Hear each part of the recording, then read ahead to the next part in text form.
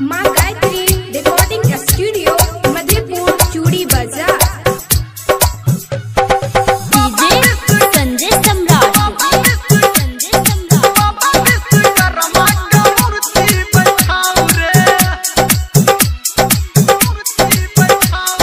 दुआरा पे ठीक से आसन लगाऊ रे, दुआरा पे ठीक से आसन लगाऊ रे, बाबा विश्वकर्मा का मूर्ति बैठाऊ रे।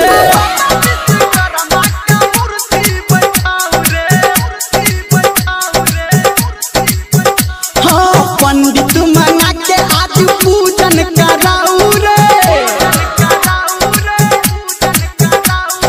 पंडित मंगा के आज पूजन कराऊ रे, बाबा विश्वकर्मा का मूर्ति बैठाऊ रे।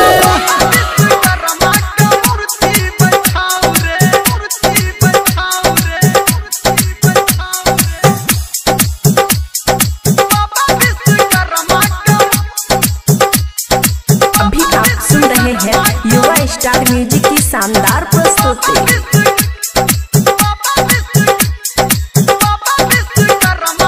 डीजे संजय सम्राट।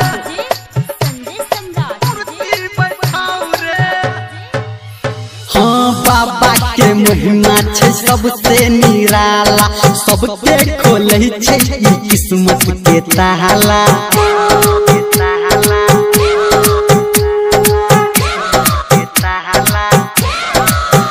हाँ बाबा के महिमा छै सबसे निराला, सबके खोले छै ई किस्मत के ताला।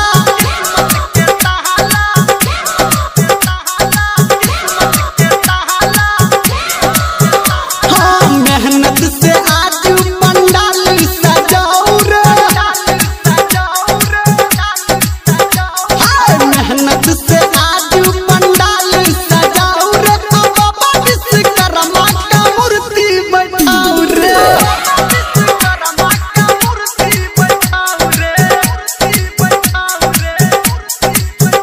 हाँ दुआरा पे ठीक से आसन लगाऊ रे, बाबा विश्वकर्मा का मूर्ति बैठाऊ रे। संजय सम्राट।